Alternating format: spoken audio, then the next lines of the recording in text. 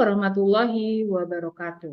Baik teman-teman, untuk kuliah hari ini kita akan belajar tentang masa dewasa akhir atau yang biasa disebut dengan orang lanjut usia. Apa itu masa dewasa akhir? Merupakan fase tertinggi dari kehidupan manusia yang terjadi banyak penurunan, baik kekuatan fisik, kognitif, maupun psikologis yang dimulai pada usia 60 tahun. Dan bagaimana karakteristik masa dewasa akhir? Yang pertama, adanya periode penurunan karena faktor fisik dan psikologis. Yang kedua, perbedaan individu dalam efek penuaan. Yang dimaksudkan di sini adalah perbedaan individu dalam memandang diri dan lingkungannya. Ada beberapa orang yang menganggap bahwa masa dewasa akhir ini adalah masa untuk bersantai, tetapi juga ada yang beranggapan jika masa dewasa akhir ini adalah suatu hukuman. Yang ketiga, ada stereotip tentang usia lanjut jika masa tua itu tidak menyenangkan. Yang keempat, sikap sosial terhadap usia lanjut. Dimaksudkan di sini bagaimana masyarakat beranggapan jika orang yang memasuki masa dewasa akhir hanya memiliki tenaga dan energi yang melemah. Tetapi juga ada beberapa masyarakat beranggapan jika seseorang yang memasuki masa dewasa akhir adalah seseorang yang harus dihormati dan dimuliakan. Yang kelima, mempunyai status kelompok minoritas. Kemudian yang keenam, adanya perubahan peran yang biasanya menjadi pelaku utama ketika seseorang memasuki masa dewasa akhir, akhirnya berubah peran menjadi penasehat atau panutan atau bahkan sesepuh. Kemudian yang ketujuh, adanya penyesuaian diri yang buruk. Dan yang kedelapan, adanya keinginan untuk menjadi muda kembali dengan memperlambat proses penuaan. Kemudian, apa saja tugas perkembangan pada masa dewasa akhir?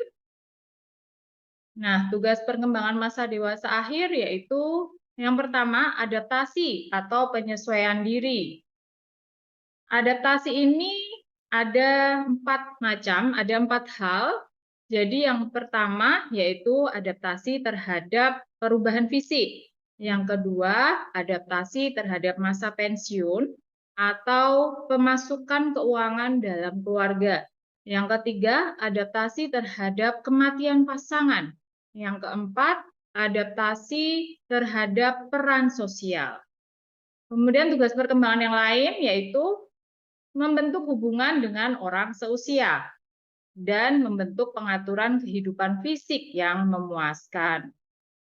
Kemudian masuk dalam perkembangan fisik masa dewasa akhir. Dari segi perkembangannya mengalami proses penuaan dengan menurunnya daya tahan fisik yang disebabkan oleh meningkatnya usia, sehingga terjadi perubahan struktur dan fungsi sel, jaringan, serta sistem organ. Apa saja? Yang pertama, kulit mulai mengendur dan timbul keriput. Yang kedua, penglihatan dan pendengaran mulai berkurang. Yang ketiga, rambut beruban. Keempat, gigi mulai tanggal. Yang kelima, mulai lelah. Keenam, gerakan menjadi lamban dan kurang lincah. Ketujuh, adanya timbunan lemak di bagian perut dan pinggul.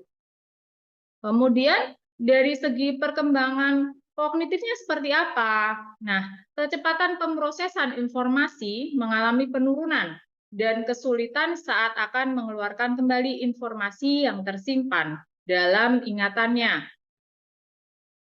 Namun kecepatan pemrosesan informasi juga dipengaruhi dari faktor perbedaan individu, seperti yang pertama tentang faktor pendidikan. Jadi pengalaman di dunia pendidikan ini sangat berhubungan positif dengan hasil tes intelijensi. Beberapa lansia di negara maju masih berusaha mengikuti pendidikan yang lebih tinggi, baik untuk mengasah otak dan keterampilannya ataupun mengisi waktu luang. Kemudian yang kedua dari faktor kesehatan. Hasil penelitian menyatakan bahwa kondisi kesehatan berhubungan positif dengan kemampuan intelektual individu. Seseorang yang giat melakukan olahraga memiliki kemampuan melakukan penalaran memiliki ingatan yang lebih baik daripada seseorang yang tidak pernah atau jarang sekali berolahraga.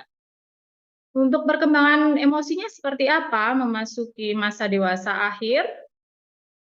Nah, ini diterangkan di sini tentang bentuk pengendalian emosi pada masa dewasa akhir akibat dari emosi negatif ya. Antara lain, yang pertama, mendekatkan diri pada keyakinannya.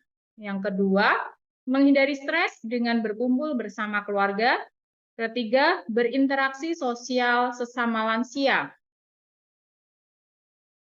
Dan pada masa dewasa akhir diperbanyak aktivitas dengan cara melakukan hobi dan kegiatan sehingga menimbulkan emosi yang lebih seimbang. Contohnya seperti membaca, menyulam, menjahit, atau bahkan terlibat dalam suatu organisasi massa.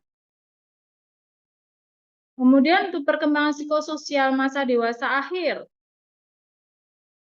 ada 3 hal yang berpengaruh, yaitu dari perkembangan keintiman. Keintiman di sini dapat diartikan sebagai suatu kemampuan memperhatikan orang lain dan berbagi pengalaman tentang proses kehidupannya. Yang kedua, perkembangan generatif. Jadi ketika seseorang memasuki usia dewasa akhir, mereka mulai memikirkan mengenai tahun yang tersisa dalam hidupnya, mengatur kembali prioritas, dan menentukan apa yang penting yang dapat dilakukan dalam waktu yang masih tersisa. Yang ketiga, perkembangan integritas. Berhasil melakukan adaptasi dari berbagai keberhasilan dan kegagalan dalam hidup. Namun, pada usia lanjut, timbul banyak masalah.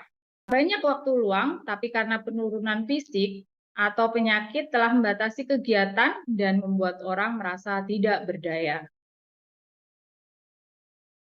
Nah, kemudian tentang gangguan kognitif yang terjadi pada lansia. Apa saja? Yang pertama, demensia atau kepikunan. Penurunan perilaku dan kognitif yang secara psikologis dapat mempengaruhi kehidupan sehari-hari. Dan yang kedua, Alzheimer. Gangguan otak yang ditandai dengan penurunan kognitif dan kehilangan kontrol fungsi tubuh yang dapat bermuara pada kematian.